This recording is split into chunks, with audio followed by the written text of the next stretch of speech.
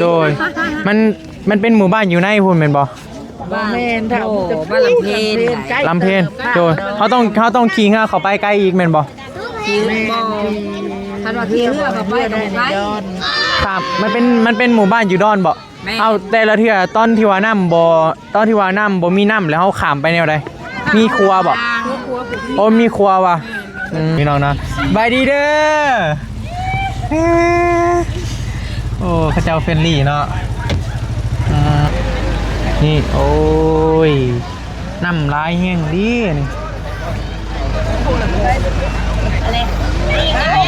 ลูกก่อนฮะพี่ สบายดี FC บ่พี่ มายังเจ้า มาเสือเรือ มาเสร็จเลยให้น้ำท่วมโอ้ยเป็นอะไรคือมาฮอดพี่มื้อนี้ ทีมงานเจ้าอะไร นั่นเนาะ นำพา เป็นอะไรความรู้สึกที่ว่าได้มานี่ ตอนนี้บ่ แม่น ตอนนี้ยังขาเบิ่งอยู่ ยังขาเบิ่งอยู่วะเจสสิก้าขี่เหือเอาเครื่องไปให้เขาเจ้าบ่ใช่อยู่ใช่ ตามทีมงานและทีมงานกล้าพาไปก็ไปเลย ไปบ่ จะกล้าพาเผยไปบ่ล่ะ ข่อยบ่ข่อยก็คือสิบ่กล้าข่อยบ่มาสถานที่ให้เหือขามไปนี่จะมีเหือเพิ่นมาลำเลียงเกียมที่จะคนเสบียงอาหารต่างๆไปอีกหนึ่งหมู่บ้านนั้นน้ำค่อนข้างว่าแห้งเลยเด้แห้งหลายถ้าว่า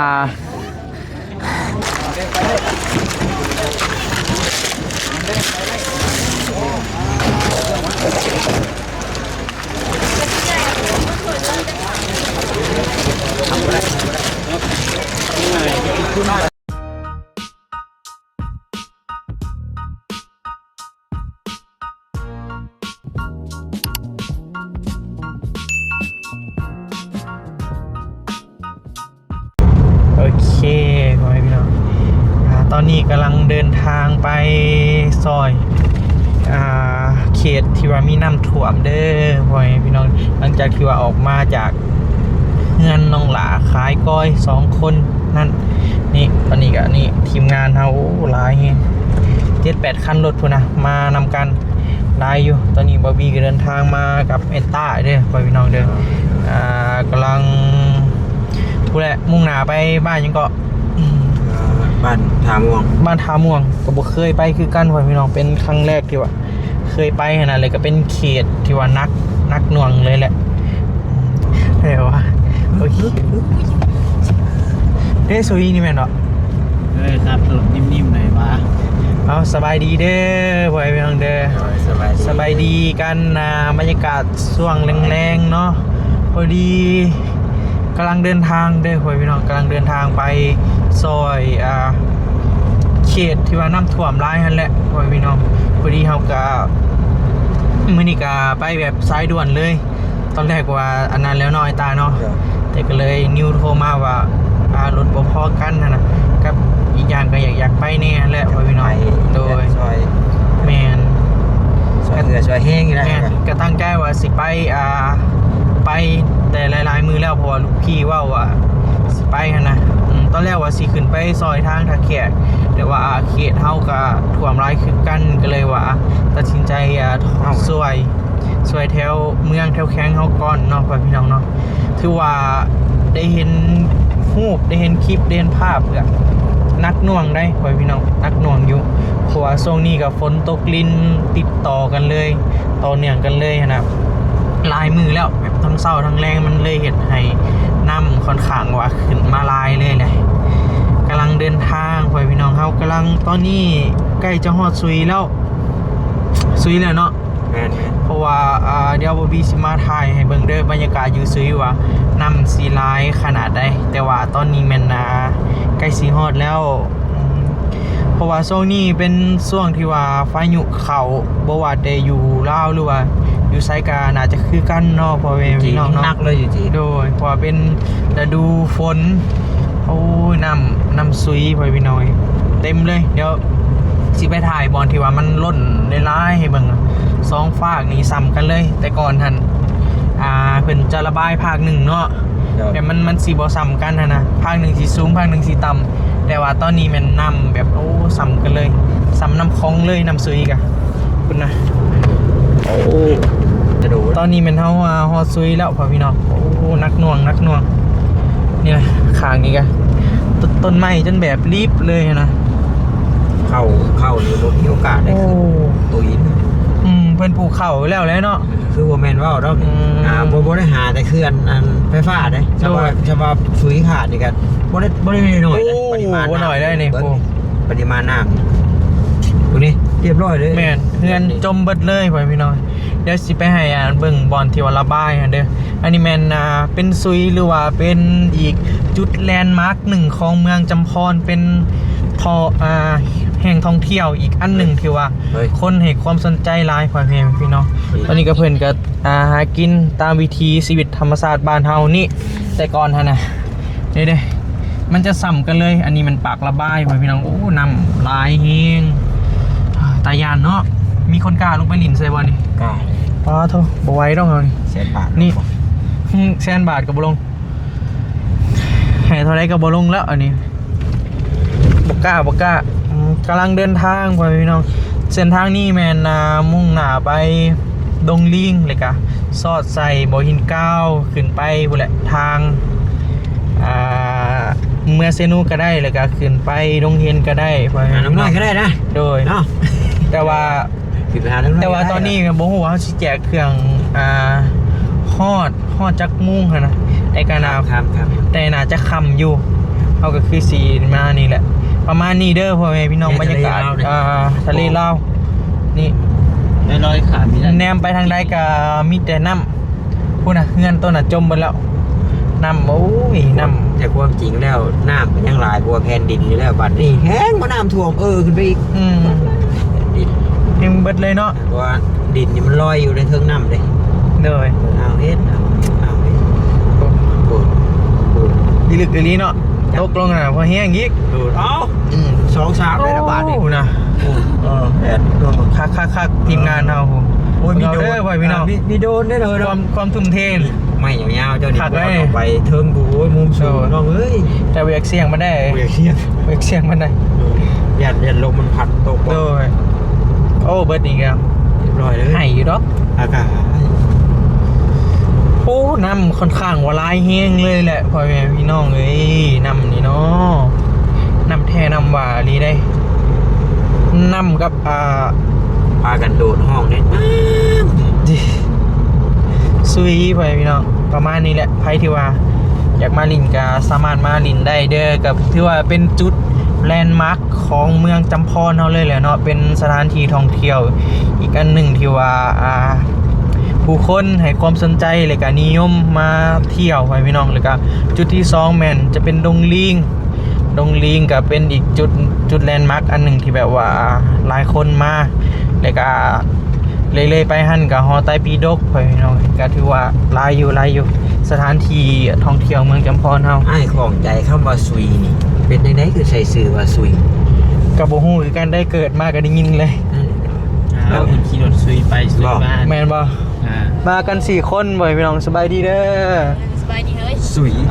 ใส่แว่นตาอีกเนาะ ทานในมือ ลืม ครับผมนิ่มแรงพอ ประธานเลยไป เด้อ ไปดีๆแน่สิ คอยๆนะครับผม คอยเนี่ย เสือสูบเป็นตากระเป๋าโมเมนต์กันจักอย่างเลย ห้องไปห้องจับไปบ่ ประธานใหญ่นี่นะ มันต้องประธานยาวพูนประธานยาวเลยได้เรื่องใส่โซแว่นตาเป้ยผมอีกบาทหนึ่ง เข้มๆ เท่านั้น ว่า ประธานยาว เกินไป1เนาะ ส่งเด็บๆดอกโอ้ยไม่ได้ว่ะ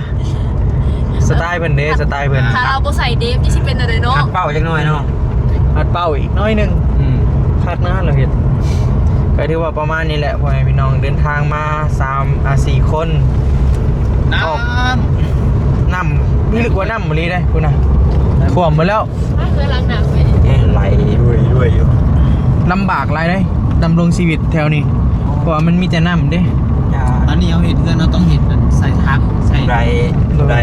ยังบ่ได้มีลูกมีเมียยังบ่ได้มีลูกมีผัว อย่ามาเอาเด้อแถวนี้บอก เปล่าเด้อ เออ บ่แม่นว่ารังเกียจเหยียดชั่งอย่างเพิ่นใด ย่านน้ำ พวกมันยังเลือกได้เด้ อืม ยันน้ำ ยันน้ำเหตุผลเนาะ เหตุผลบ่แม่นว่าโอ้คนทางนี้ไล่ได้ปีหูเด้พวกยาใหญ่บ่แม่นเด้ โดย น้ำนี่แหละเบิ่งว่า น้ำเลยเด้เฮาก็บ่มักเลยน้ำ หลาย บ่มัก เอากะเอา ย่านวะนี่ ไปสามคนอื่น เดี๋ยวแบบ อืม อ อยู่เซโนฮะดีสุดแล้วบ่มีดอกน้ำท่วมเซโนสวรรค์นี่ก็ยังเสี่ยงอยู่ได้น้ำคลองเนาะ โอ้คุย แถวๆหน้านะเซโนเฮานี่ธรรมดาเซโนเฮาก็ง่ายๆกันมันต้องท่วมแบบทุกเขตนะจึงฮอดเฮาเนาะ โอ้ย แต่ว่าคะแนนว่าเซโนท่วมแล้วแถวนี้แฮงบ่มีบ่อนอยู่เลย ร้อยเลยแท้ อืมก็ น้ำบ่ล้นจากนี่ลงไปนี่โอ้ยแล้วนะเขต แม่นแหละ มันสูงนะ มันสูง นักหน่วงหลายปีนี่ก็พอมีเนาะ นึงมันก็ท่วมเขตที่ว่ามีเขื่อน โดย มีแม่น้ำ โดย ใกล้แม่น้ำลำเซแต่ว่าบ่ใกล้แม่น้ำลำเซมันก็บ่บานได้แล้ว โดยกา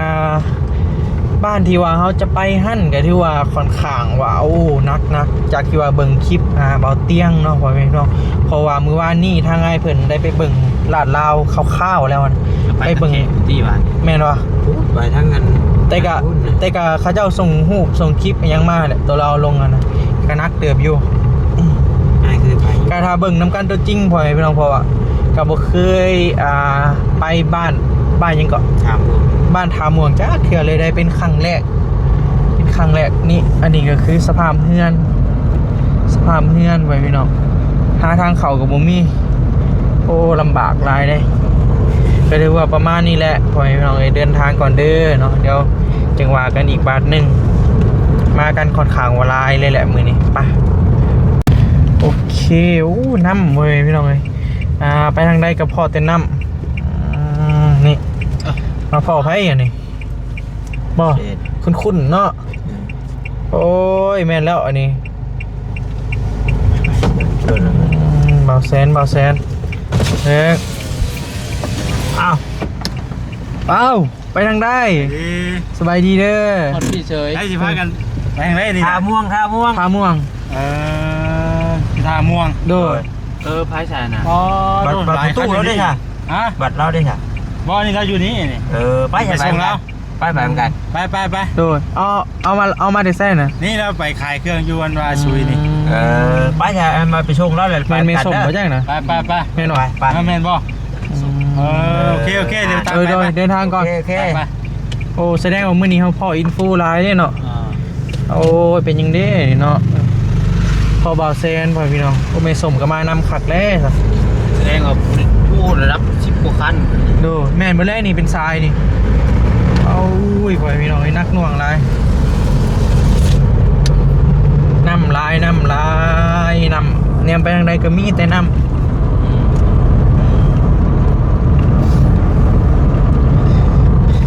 ไปโอ้ไปพี่น้องผม เอา หลายคันเลย ยอมเปิดเลย หลายคันไป เป็นขยงเลย โอ้ เอาเป็นนั่นแล้วเป็นยังก่อนอยู่ท้ายสุดเด้ อืม กองหลังได้นะ เป็นกองหลัง กองหลัง สกัดบ้าน ป้ายพอพี่น้องตอนนี้เป็นฮอดดงลิงนี่ก็เป็นอีกหนึ่งจุดที่แบบว่าหลายคนมาท่องเที่ยวเน้องพี่น้องเป็นหนึ่งจุดเป็นอีกจุดแลนด์มาร์คหนึ่งเป็นเอกลักษณ์ แปลว่ายังไง ของเมืองจำพรคล้ายๆแบบเป็นจุดเด่นนั่นแหละจุดเด่นในเมืองนั้น ในตาเด้อเบิ่งเด้อบ่ทราบอยู่เด้อ นี่มันดงลิงพี่น้องนี่เขาจะเห็นลิงอยู่ตามแบบนี้แหละตามหลังคาตามยังนี่แหละประมาณนี้ กูแยกเลย ใส่ นี่น่ะ มันว่า เขามาเที่ยวนี่โมเมนต์เนาะเขามาเที่ยว โอ้ว่าทีมงานเขาเนาะเบิ่งรถเขาเจ้านี้มีคันลูไปมุ่งหน้าไปพูดแหละทีมงานเขากันทางตอนนี้มันเข้าโหมดโอ้ยบ่ได้บันทึก เป็นยังลืมกดซ้ำ ยาดอก โอ้ ทีมงาน ยตาย ซีนเว้ย จับไทยกล้องมันลืมบันทึกบ่ นี่แล้วมันว่า ใครในพ่ออยากถ่ายวันนี้เขาต้องน้ำหนาไอ้ตาน้ำหนาเลยถ่ายเป็นขบวน มือปัดไฟอยู่นั่นเด้นะครับหามเอาไปมาอยู่ในคลิปไอ้บุญไม่ได้เอาอย่างนี้วะ มาทางนี้ก็จะเห็นทงหน้าเขียวงามไปพี่น้องเป็นทงหน้าน้ำถ่วมกับกระบาเพื่อนอยู่เนาะโอ้เข่าคือสิแพงเราแถวนี้เนาะคือเข่าได้นี่ ขอโทษขออภัยเด้อรถราคา ในบ้านนี่ก็ ขาดนะ จะเป็นทางคอนกรีตเด้อเข้ามาอีกในระยะหนึ่งของบ้านทาม่วงเนาะพ่อแม่พี่น้องอันนี้ก็จะเป็นจุดที่ว่าสูงอาจน้ำอาจจะยังขึ้นบ่ถึงแต่บอนที่เราจะไปนี่อาจจะเป็นบอนต่ำโดยเหตุให้น้ำท่วมก็ประมาณนี้แหละเป็นหมู่บ้านหนึ่งที่แบบว่า โอ้เพิ่นว่าสุดๆไหน ที่ถ่ายชุดเนาะ เป็นอีกหนึ่งหมู่บ้านที่แบบ สุดๆที่น้ำท่วม พัฒนาไปพี่น้องเลยโอ้ทางคอนกรีตเบิ่เลยเนาะ เจ้าโดย แล้วนี่ แม่น ทางคอนกรีต โดยแม่นละ มันต่ำอยู่ไซส์ละบาดนี่มันอาจจะแบบบอลนะมันมีเซ่เนาะ เจ้า เป็นทรายห่วยก็เลยเห็นให้น้ำท่วม แม่นละมือกล้องเขาเฮ็ด ไปละบาเพิ่งวันนี้ เอาเพิ่งบ่ บาเพิ่งวะ ไว้ยักเลย บ้านเจ้า ถ้าเป็นว่าเพิ่งบ่ถ้าเป็นค่อยแหละ นี่เปิดมานี่ก็จะมีนี่เพิ่นก็จะมาต้อนรับเฮาเนาะพี่น้องเนาะบายดีเด้อโอ้เขาเจ้าเฟรนลี่เนาะไปพี่น้องตอนนี้แมนรถติดสบายดีเด้อไอ้จัว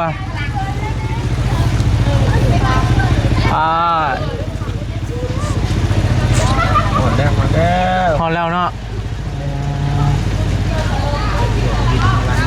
นี่พี่น้อง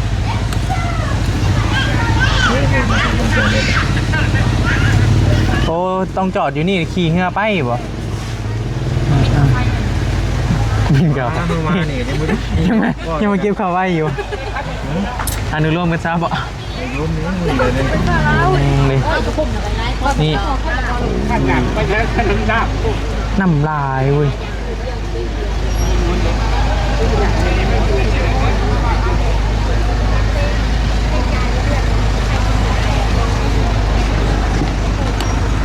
ไปลูกพี่เฮ้ยพี่น้องคนดังได้มาบรรยากาศก็จะประมาณนี้แหละพอพี่น้องบรรยากาศสดๆเลยนี่โอ้ยน้ำลายแห้งดีนี่ ลูกก่อนนะพี่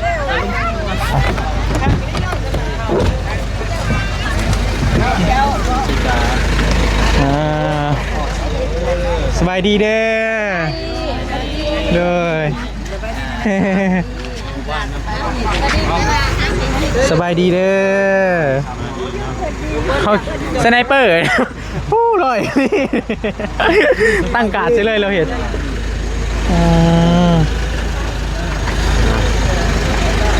โอ้น้ำแห้งลี่นี่อันนี้จะเป็นแม่น้ำพี่น้องคนขาวโคนแห้งเลยได้คล้ายๆแบบน้ำคลองเลยนะ กล้าบ่น้องพี่ โอ้บกล้าแล้วขี่ข้ามไปนี่จะเป็นหมู่บ้านนึงเหมือนบ่ อะไร คนดังไปพี่น้องมาได้ไหม โดยสบายดีFC บ่พี่ มายังเจ้า มาเสือเรือ มาเสร็จเลยให้น้ำท่วมโอ้ยเป็นอะไรคือมาวันพี่มื้อนี้ ทีมงานเจ้าแหละ นั่นว่ะ นำพา เป็นอะไรความรู้สึกที่ว่าได้มานี่ ตอนนี้บ่ แม่น ตอนนี้ยังขาเบิ่งอยู่ ยังขาเบิ่งอยู่วะเจสสิก้าขี่เหือเอาเครื่องไปให้เขาเจ้าบ่ ใช้อยู่ใช้ ตามทีมงานและทีมงานกล้าพาไปกับไปเลย ไปบ่ พาม่ว เจ้าง กล้าพาข่อยไปบ่ล่ะ ข่อยบ่ข่อยก็คือสิบ่กล้าข่อยบ่ มาสถานที่ที่ ข่อยก็บ่ต่างกับเจ้า น้ำท่วมเนาะน้ พ่อเบิ่งดูน้ำนี่เว้ยพี่น้อย นัก แต่ว่ามันโอ้ยบ่อยากคิดเด้ อันโอ้พยพย้ายมานี่ได้ แม่นบ่ ำเลือกไป เดี๋ยวถ้าเบิ่งก่อนเนาะ เขาก็อยาก อยากขี่มาไปบ่ อยากเห็นภาพอะไรพวกนั้นเนาะ แม่นบ่ นั่นแหละ เดี๋ยวได้ก็สิ สู้ๆเด้อ โอ้สิ คนดังได้นี่เพื่อนพี่น้องคนดัง บ่ย่องนะ คนดัง เขียวเช็คอะไรป่ะ ก็ถือว่าผู้คนในหมู่บ้านเพื่อนพี่น้องตายแฮงนี่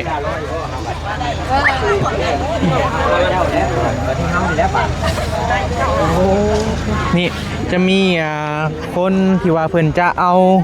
เรือเกียมที่จะมาหับเครื่องของที่จะนำไปหมู่บ้านนี้มันเป็นอีกหมู่บ้านหนึ่งบ่ล่ะอยู่ไซตรงหมู่บ้านที่ว่าน้ำท่วมอยู่ฝากใดภาคนั่นบ่เขาต้องขี่เรือไปแม่นบ่ขี่ข้ามไปนี่บ่ต้องขี่ข้ามไปนี่พ่อพี่น้องข้ามไปนี่มันจะเป็นอีกหนึ่งหมู่บ้านแต่ว่ามันมีป่ามันก็เลยว่าบ่เห็นเฮือนนั่นแหละไปคนก็มาเตาโฟมกันอยู่นี่เครื่องก็จะมากองพากันมากองอยู่นี่แต่ก็จะมีเฮือที่จะมาหับเกียมไปนั่นแหละสบายดีเด้อผู้คนมาเตาโฮมอยู่นี่ได้ขัดเนาะก็ได้สองบ้านเอากองไฟกองมันว่าแม่นอันนี้เขาใช้บ้าน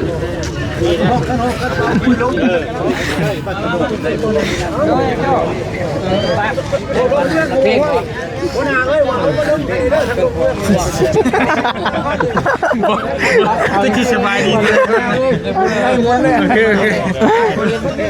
ทั้งFC ทั้งทำวงมันจะถ่ายรูปต้องได้ได้มาดีมากเบี้ยงมาตรงนี้มาแม่เซินมาไปโน่น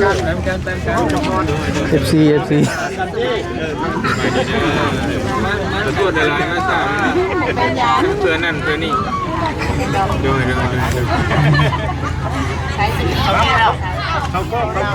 คือว่าเข้าเครื่องก็จะคายไปเดียวเนาะอารมณ์มันตัวเนาะอารมณ์มันแหละอารมณ์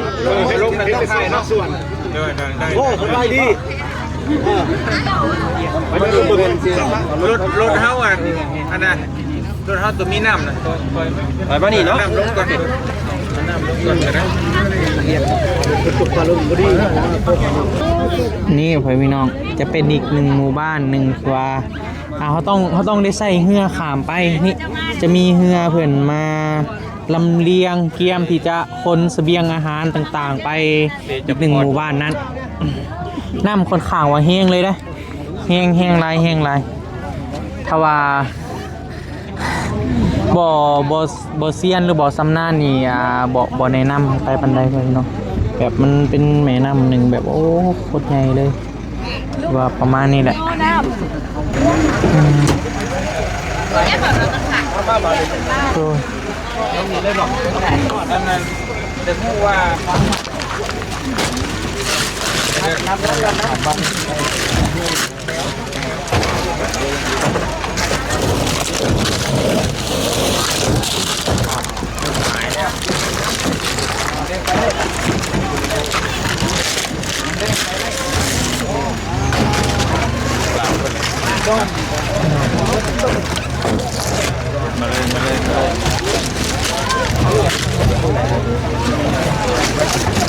ต่อเลยก็ได้บ่เป็นยัง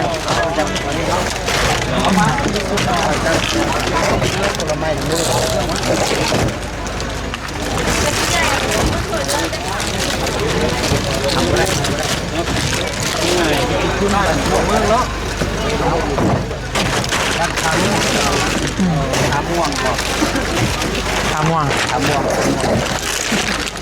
จบ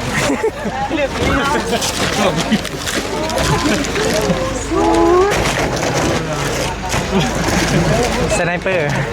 เพราะเราตั้งการ์ด เอาแก้วรถได้วันนี้เด้อแก้วรถเลย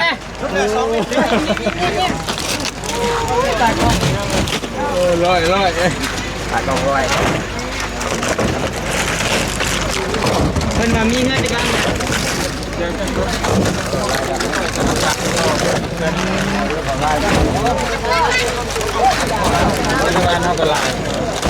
เบิด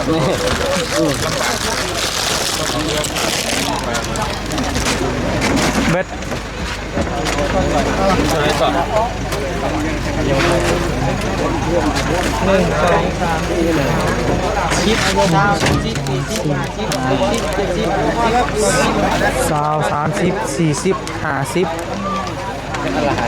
50 กับ100เ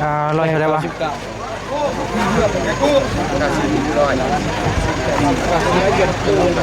15แพ็ค จะซื้อขามไปบ่ เบิ่งตัวจริงนี่นะ มาไปพี่น้องสบายดีเด้อแม่เด้อโดยมันเป็นหมู่บ้านอยู่ในพุ่นแม่นบ่ บ้านโอ้บ้านลำเพน ลำเพนโดยเขาต้องขี่เรือเข้าไปไกลอีกแม่นบ่ ขี่บ่คันว่าขี่เรือเข้าไปก็บ่ไป ครับมันเป็นหมู่บ้านอยู่ดอนบ่เอาแต่ละเทื่อตอนที่ว่าน้ำบ่มีน้ำแล้วเฮาข้ามไปแนวใดมีครัวบ่โอ้มีครัวว่ะ ความเพื่อไปนี่กันย่างไปเพื่อไปนี่บ้านแล้ว แต่ว่าอยู่เทิงหาน้ำบ่ได้ท่วมบ่ท่วมคือกันเนาะ เพราะว่าไปได้เดินเองดิ เป็น เดินไปถงหน้าทาง โดย หน้าความหน้าถง แต่ก็มาอยู่นี่มาอยู่บ้านนี่แล้วก็มีเห็นบ่ แม่มีกับมาสู่ลูกพาเมียหั่นแล้ว โดยอันนี้คือแบบเพิ่นไปหาอยู่หากินบ่ได้เลยเนาะเพราะมันต้องได้ข้ามน้ำนี่มาจึงมาได้เห็นบ่การไปการมาการสัญจรอิหยังก็ตะมันลำบากเนาะ แม่ ขี่ เรือจะไป น้ำมันขึ้นแต่ด้นแล้วบ่แม่ขึ้นจากมือเลย หัวซ้ำแล้วก็ยุบมันเดือนที่3น่ะนี่ โอ้แม่นว่ะ 3นี่3มื้อ โดย แต่ว่าเทื่อก่อนหากะหา6มื้อ เดือนที่3นี่3มื้อแล้ว อันนี้ถือว่าขึ้นแห้งบ่หรือว่าปกติขึ้นหลายบ่ระดับน้ำซำนี้ ทำนี่ แต่ละปีก็แบบนี้เห็นบ่ครัวมันเป็นครัวไม้เหรอแม่ครัวปูนแต่ว่ามันท่วมเลยเห็นบ่ กลัวไปท่วมบุ่นออกดงลีจะมาทั่วจะไปฮอด โดย คันว่าสิขี่รถไปอันดงลีแล้วคุณน้องมันจันทร์คุณกลัวไป โดย คันว่าสิไปทางน้ำนี่ก็ลงไปนี่แล้วก็ ขี่เหือ แม่ แต่ก็ย่านเลยเนาะมันน้ำมันแห้งเนาะมัน เอาเรือมาอันนี้เวลาเพลงเขาเรือมา มันเป็นหมู่บ้านใหญ่บ่หรือว่าธรรมดา บ่ฮอดรถบ่ฮอดร้อยหลังคาเฮือนแม่นบ่ คันฮอดก็สิยาวเด้บ่ โอ้มันยาวลงไปในนี่ยาวลงไปในนี่เลย เฮาแบบบ่จำว่าบ้านเขาหันก็ประจำก็จะก็ โดยไผที่ว่าเอาเครื่องมาก็เอามานี่เนาะเอามาป้าอยู่นี่แล้วเพิ่นก็ขี่เฮือเขาไปส่งให้ มื้อนี้เขามาเอาเด้ โดย จันทร์พูด ถ้าเข้าบ่ได้ดอกน้ำท่วมมันทางกระเจ้า โดย น้ำท่วมเด้แต่ท่วมมากนะลำเพนเนี่ยท่วม โดย แต่ว่าขี่รถเข้าไปก็บ่ได้เดี๋ยวนี้หน้ามันเพียบอยู่แล้วมองเมา โดย บ่ได้ที่หน้าเขาจังหวัดมา มื่อนี้ก็เอาเครื่องโอเคขอบใจเด้อ ได้ เลยนี่จะเป็นเสื้อผ้าไปพี่น้อง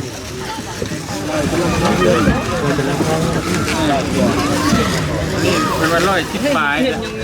ห้อยเลยเช้าไปเลยเอาเกลือไว้เนาะ ของครอบครัวเนี่ย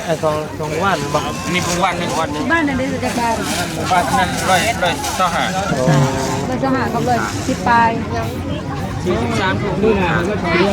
เอามีรถไฟมันไฟถ่ายน้ำถ่ายเอามาเนี่ยรถเราพ่อบุญ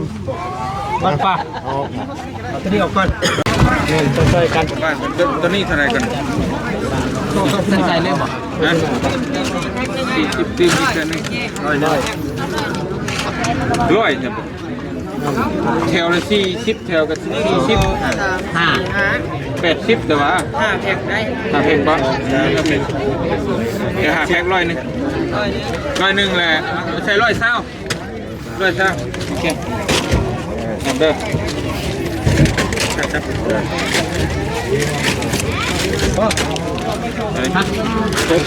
ได้แล้วพอละปุ๊บเดี๋ยวเจ้า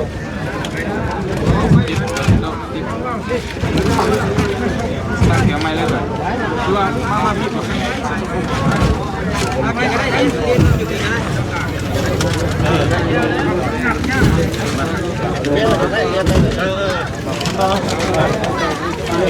บ้องอยู่ทั้งนี้ผิดคนแค่บ้องก็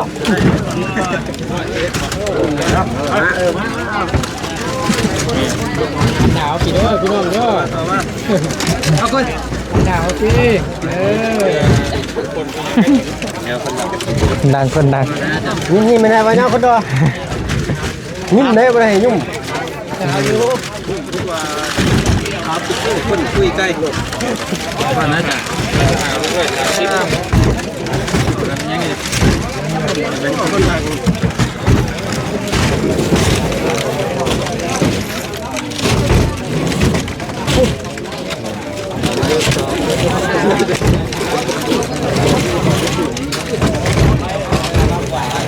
ไปเนาะคนดี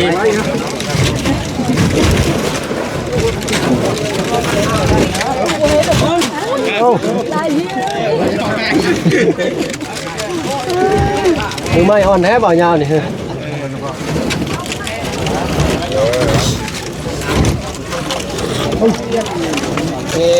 เบิดลองกันยังมีรถไฟอีกนั่นเบิดหลายท่านเลยนะ หลายมือเลย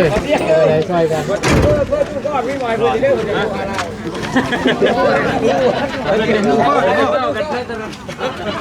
ผมรีบเราบ่ยาวยาวป้าแล้วไอ้ป้าแล้วแล้วยังได้ป้าเลยเด้อนี่แค่นี้ว่ามานี่เราเนาะ จุดนี้น้ำไม่ได้ตรงนี้ตัวบุญ เอาไปกันว่าโอ้โหเขาสำเร็จ สมเอาเอาไปค่ะ ซับไปจนมูต้องซับไปวะ โอเคพ่อพี่น้องตอนนี้ก็เอาคนน้ำลงแล้วต่อไปก็จะเป็นแบบของอยู่ของกินเนาะก็คนก็ค่อนข้างว่ามาเตาโฮมกันหลายนี่ประมาณนี้เพิ่นก็ได้ทยอยมาใช้ชีวิตอยู่บ้านนี่แหละพ่อพี่น้องอีกบ้านฝั่งนี้เพราะว่าอยู่หั่นมันน้ำท่วมแล้วนี่อันนี้จะเป็นแบบเครื่องไส้เครื่องนุ่งห่มอะไรต่างๆนั่นแหละพ่อพี่น้องตรวจทีมงานเฮามาเนาะเดี๋ยวก็ยังเหลือพุ่นยังเหลืออยู่รถนัดมานำกัน 7-8 คันพุ่นไปให้น้องมื้อนี้ก็ค่อนข้างว่ามานำกันหลายอยู่โอเคป่ะพ่อพี่น้องสำหรับที่นี่ลำลาเลยเด้อเนาะจังใดกะจึงว่ากันอีกบัดหนึ่งเนาะแนวใดบอบบี้สิมาอัปเดตให้ป้าลุงเบิ่งนำกันอีกบัดหนึ่งสำหรับที่นี้ไปก่อนบ๊ายบายสบายดีเด้อ